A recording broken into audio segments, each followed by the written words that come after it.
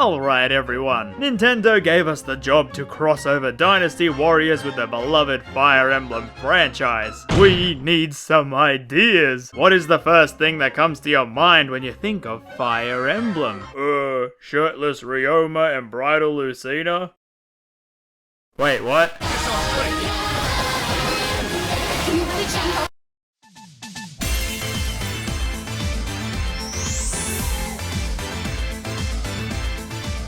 That's comedy. Oh yes, Fire Emblem Warriors. I mean, after the success of Hyrule Warriors, Nintendo were obviously gonna do this with their big cash cow. The whole premise of these games is to give the characters crazy powers to mow down weaklings, sprinkling in some bosses and tactical gameplay as well. And I use that term tactical loosely. Grum, what are you doing? Help me!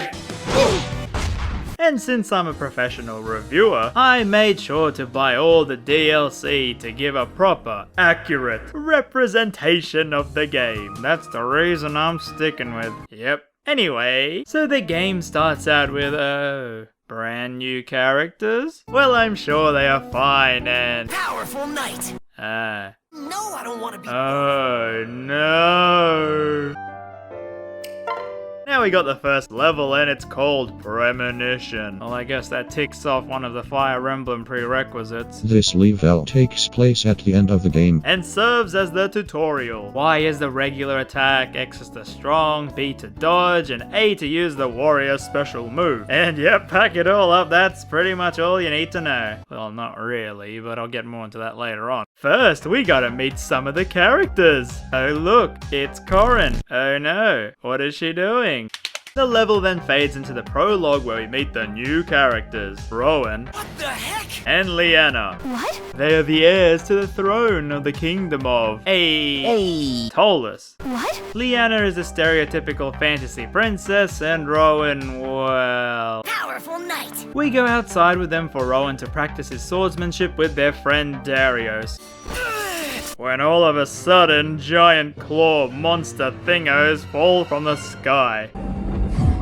Look how pathetic they are. In some PG-13 violence, we have to escape to the secret tunnel to meet our queen mother. Mother! Yes. Our joy, however, is soured when the tunnel collapses. Mother! Are you okay? Yes, but I can't make it through. You know, if you really wanted to, you probably could squeeze through. Oh, too much junk in the trunk, eh? Oh great, you're handing us a school trophy. Gee, thanks, Mum. Then, due to plot convenience, the tunnel comes down even more and Darius has to drag us away from our dead mother. So he tells us to take the trophy to this temple while we see this thing stalking us. Anyway, we get some more levels of them running away from the monsters. If it's not fun, why bother? We're not twins in the weight department. But all of a sudden, they are saved by the mysterious Hero King, Marth. Are we still doing this? Because most people know who this is by now. Alright, sure, whatever you say, boss. I think you'll be safe now. I must take my leave of you. Oh, you're not even gonna say bye. Bye. And so the three make their way into the forest. Try not to worry. What do you propose we do? I don't know. Whoops, wrong game. Huh? How should I know? So we meet the characters from Fire Emblem Awakening and ask them to help our cause. Chrom and Lissa agree, but Frederick does not. I'm Frederick. Chrom and Frederick agree, but Lissa says we need to prove our worth, or i.e. more tutorials. Well, glad to know only one of the royals is taking this thing seriously. Halt, oh villains! So this becomes the theme of the game. At the start, you meet the main characters from said game, and then they slowly trickle in the side characters throughout the levels. Oh, and look, it's the shopkeeper from TMS. Bye, Waifu. So as for what we do in each chapter, well, it depends. On the field there are these minions who die in like one hit. They spawn from these forts and taking down the mini-boss there converts the fort over to your side. Pretty much most of the modes come down to taking over all of the forts to then defeat the final big character boss. But anyway, we defeat Frederick and he agrees to help us. For supper, how does bear sound? What? And now we get to the main hub screen. Oh wait, first... Something new has been something new has been Don't worry, this never gets old. I'm not sure about this. So this is where the customization comes in. You can change weapons depending on the weapon class, and these you get after each battle. You also get these materials which you can then use on these sort of skill trees to gain, well, skills. These can be things like take less damage, more combos, or even using a master seal to promote someone to a higher class. Oh dear lord, no! So gameplay as seen earlier, or i.e., button mash the heck out of your controller. Your attacks can be chained into simple combos like pressing Y twice, then X after it, and every single character has their own unique moveset. Over time, you build up this meter, which then by pressing A, unleashes the super duper attack. You can also fill up this meter with yellow bottles, and no, it's not what you think inside. Now, as it is a modern Fire Emblem, you can pair up allies to help block moves or jump in for an extra attack. But if both of your A meters are ready, you can do a super duper duper special attack. In addition to this, you can fill up this meter on the left. What fills it up? I have no clue. No, seriously, I don't know what does apart from the blue bottles. When ready, it unleashes Berserk mode, where you do some crazy attacks. And once over, it launches into a super duper mega duper overdrive attack. But be warned, if you do this with no one around, well, it just looks silly. And yeah, that is all to the combat of the game. You can see why some people might find this repetitive. This is why a lot of the fun comes from trying out the immense number of characters that you can play as. And as it's a modern Fire Emblem game, you get a lot of Fates and Awakening characters. They did manage to include some older ones, but only a few, and I can see that being a downside for many people. I fight for my friends. As for me, but I do wish they did include more older characters, like with Heroes, letting us newer fans experience the older personalities. Like I want to know more about Minerva, Lind, You seem lost in thought. and of course Best Boy Navarre. I mean, they put him in TMS and gave him Best Boy Aizen's voice actor. Of course I'm gonna love him. Prepare yourself. It was also pretty amusing here seeing small Naui from Fire Emblem Awakening having a British voice. It made her feel like she was from the Professor Layton games.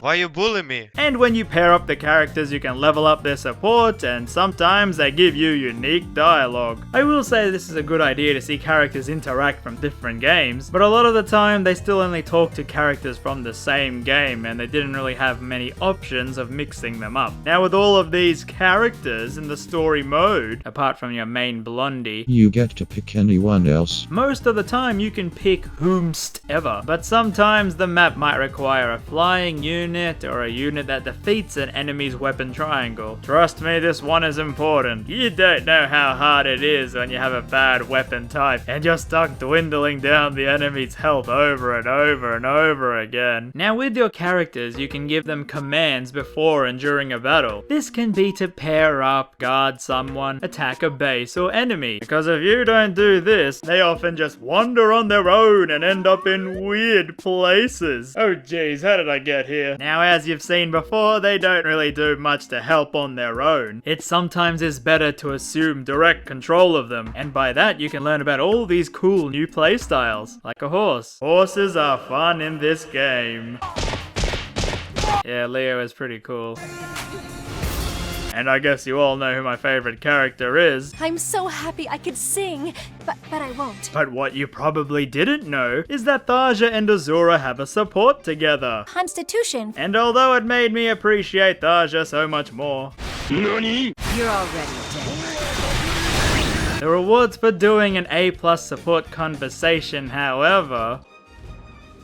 Thanks, I guess. Oh, joy. Well, it could be worse, Thaja. At least they didn't give you puns based on water. That went swimmingly. I guess it's good to see that they didn't take this game too seriously. I volunteer to strike from the rear. Niles, now is hardly the time for that. Anyway, back to the story. After teaming up with more Awakening members, we go and rescue Marth, who then turns out to be this girl Lucina. Never heard of her. Wait! What? You bear the brand. My brand. And so that's one game down. On to the next one. The only Fate. You're all bad boys and girls. No. So the game splits up a bit as half the team go and save the Nor siblings and the other half for Hoshido. Maybe you're not totally cured. Now after we do all that, it boils down to, where's Corrin? She is missing and both sides blame the other, which sets up a mini fight in what is easily the worst map in the entire game. I don't know how many hours I spent on this, but oh boy. The whole gimmick is that Xander and Ryoma both are fighting, and you have to reach them to end the map. Now you do all this while capturing forts and so on, but if you take too long or focus on one side over the other, one of them will die, which is an instant game over. And I guess, well, it was a really good lesson for me to learn to keep opening the menu, to give orders to the CPU, to capture the other side at the same time. Afterwards, we solve our differences, female Corrin is found, and we go on to attack a castle which contains dragons? Not to worry, because we meet Marth, Cedar, and Naui from Fire Emblem Awakening.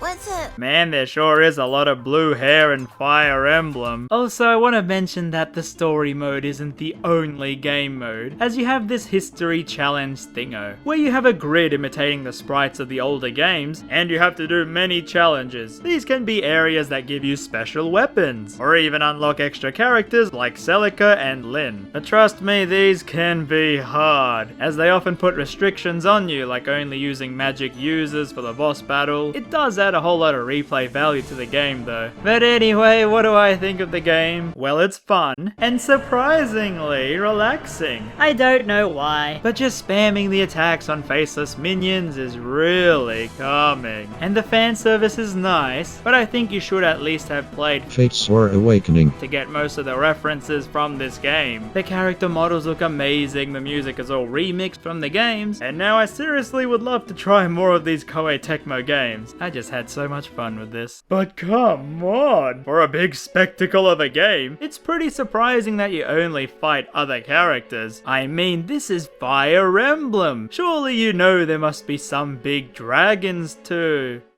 fight. Oh. What the heck? Trojan, RamZaes, Magnum, Sheik.